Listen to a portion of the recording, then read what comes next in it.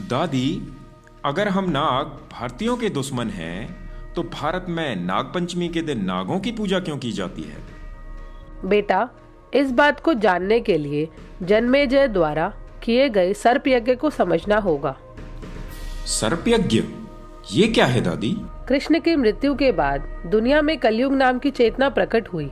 महाभारत के आदि पर्व अध्याय में इस बात का जिक्र आता है कि जब कली धरती पर आया तो उसका सामना राजा परीक्षित से हुआ, जो अर्जुन के बेटे अभिमन्यु का बेटा था। कली ने परीक्षित से कहा कि विधि के विधान के अनुसार वो धरती पर आया है, क्योंकि अब ऐसा समय आ गया है जब लोगों के ज्ञान का स्तर गिरने लगा है। तब परीक्षित ने कहा कि भले ही कुछ भी हो जाए, मेरे रहते तुम अधर्म की व्यवस्था को नहीं बढ़ा सकते और इससे पहले ही मैं तुम्हें मार दूंगा।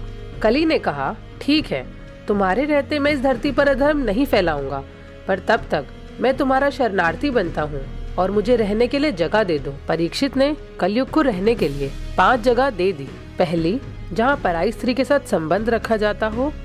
दूसरा, जहाँ हिंसा होती हो। तीसरा, जहाँ नशा किया जाता हो।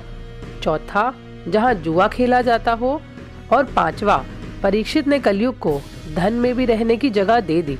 और बेटा, तुम देख सकते हो कि आज दुनिया में जो भी गलत हो रहा है उसके पीछे इन 5 कारणों में से एक जरूर देखने को मिलता है। इसीलिए तुम देख सकते हो कि लोग निरर्थक बातों पर लाखों रुपए लुटा देते हैं, लेकिन अगर धर्म की स्थापना के लिए कोई कुछ मांगता है तो धन में बैठा कलयुग उसकी बुद्धि पर सवार होकर उन्हें धर्म के लिए काम करने से या दान देने से रोक देता है और उनसे ऐसी जगह पैसा खर्च करवाता है जिससे कलयुग की ताकत ही बढ़ती है। फिर परीक्षित का क्या हुआ दादी? बेटा, जब परीक्षित ने कलयुग को धन में रहने की जगह दी तो परीक्षित के पास धन होने की वजह से कलयुग उसी के सर पर सवार हो गया। एक दिन जंगल में घूमते हुए राजा परीक्षित को प्यास लगाई तो वह एक साधु की कुटिया में पानी मांगने चला गया। साधु उस समय ध्यान में बैठा था। परीक्षित के कई बार पानी मांगने पर भी साधु का ध्यान उन पर नहीं गया। कलयुग का प्रभाव होने से परीक्षित ने एक मरा हुआ सांप साधु के गले में डाल दिया और वहां से चला गया। यह पता चलने पर साधु के बेटे ने परीक्षित को श्राप देकर कहा कि उसकी मौत 7 दिन के अंदर हो जाएगी और उसको मारने वाला कोई नाग जाति का मनुष्य ही होगा। उसके बाद क्या हुआ दादी? बेटा, उसके बाद तक्षक वंश का मुखिया परीक्षित को मारने निकल पड़ा। तब रास्ते में उसे धन्वंतरी ऋषि मिले तो तक्षक ने उसे पूछा कि आप कहाँ जा रहे हो? ऋषि ने कहा कि मैं परीक्षित को श्राप से बचाने जा रहा हूँ। तक्षक ने ऋषि से पूछा कि आप उसे कैसे बचाएंगे? तब ऋषि ने बताया कि जहाँ तक वो देख सकते हैं वहाँ तक किसी विष के प्रभाव को खत्म कर सकते हैं। तक्षक ने धन्वंतरी ऋषि की परीक्षा लेने के लिए एक पेड़ में जहर डाल दिया, जिसे देखते ही देखते पेड़ पूरा सूख गया और ऋषि को उस पेड़ को दोबारा हरा करने की चुनौती दी। जिसके बाद ऋषि ने उस पेड़ को जड़ी बूटी से फिर से हरा कर दिया और उसकी इस विद्या को देखकर तक्षक डर गया।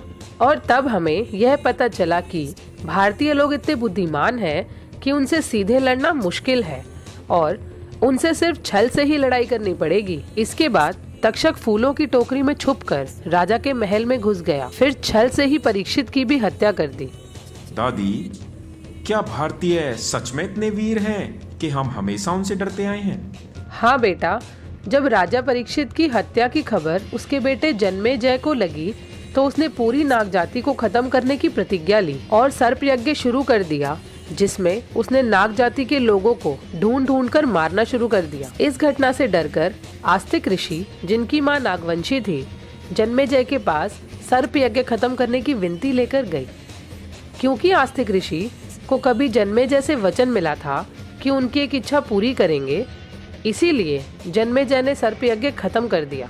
और जिस दिन सर्प यज्ञ खत्म हुआ उस दिन श्रावण महीने के शुक्ल पक्ष की पंचमी थी। इस तिथि को भारतवंशियों ने नागवंशियों को दूध पिलाकर संधि कर ली, जिसके बाद नाग पंचमी की शुरुआत हुई। और उसमें पढ़े जाने वाले मंत्र का मतलब भी इस प्रकार है: नाग हमारे प्रिय हो गए हैं और हम अब बिना किसी लड़ाई झगड़े के शांति से रहेंगे। भारत के लोग आज भी हमसे शांति की बात करते हैं, जबकि हमने ना सिर्फ ये संधि तोड़ दी बल्कि उनको गुलाम भी बना लिया है। ये लड़ाई तक्षशिला में हुई थी, जो कि आज के समय पाकिस्तान में सिंधु नदी के पास का इलाका है। फिर हम भारत को छोड़कर पश्चिम की तरफ आ गए। इसके बाद का हमारा इतिहास इराक, ईरान, सीरिया, यूनान यानी ग्रीस और मिस्र यानी इजिप्ट के इतिहास में दर्ज है। तब से हमने ताकतवर बनने के लिए कली यानी लूसीफर की पूजा शुरू कर दी और आज देखो हम लगभग पूरी दुनिया के शासक बन गए हैं। तो दादी, क्या अमेरिका पर भी हम नागवंशियों का ही शासन है? हाँ बेटा, इसके बारे में मैं तुम्हें बाद में बताऊंगी। जी दादी, लूसीफर की जय हो। नमस्कार साथियों, मेरा नाम राहुल है। मैं बनारस का रहने वाला हूँ। पिछले 4 साल से भारतीय परिवार संगठन से जुड़कर काम कर रहा हूँ। इन वीडियो को देखने के बाद आप मिस कॉल देकर जो हमें समर्थन कर रहे हैं, इससे ये मालूम पड़ता है कि आज भी देश में कुछ सच्चे देशभक्त हैं। और जब हम इस अभियान को आगे बढ़ाएंगे तो आप हमारा साथ देने जरूर आएंगे। वीडियो में बताई गई बातों को जानने के बाद आपके मन में ढेर सारे सवाल उठते होंगे। इन सवालों के जवाब हम धीरे धीरे वीडियो के माध्यम से आप तक पहुंचाते रहेंगे। ये हमारी 5वीं वीडियो है और आगे आने वाली वीडियो में हम इतिहास से निकलकर वर्तमान में घटने वाली घटनाओं पर आएंगे। साथियों, हमारा वीडियो बनाने का मकसद सिर्फ YouTube पर ज्ञान बांटना ही नहीं है, बल्कि अपने लक्ष्य को धरातल पर भी लेकर जाना है। और इस विचार को संगठन में बदलने के लिए हमें आपकी तन और धन से सहायता चाहिए। इसीलिए इस अभियान को आगे बढ़ाने के लिए नीचे दिए गए नंबर पर एक मिस कॉल ज़रूर करें। और अगर आप हमें तन या धन से सहयोग करना चाहते हैं तो इसी नंबर पर एक SMS कर दें। जल्द ही हम अपनी अगली वीडियो के साथ आपके सामने प्रस्तुत होंगे। जय हिंद।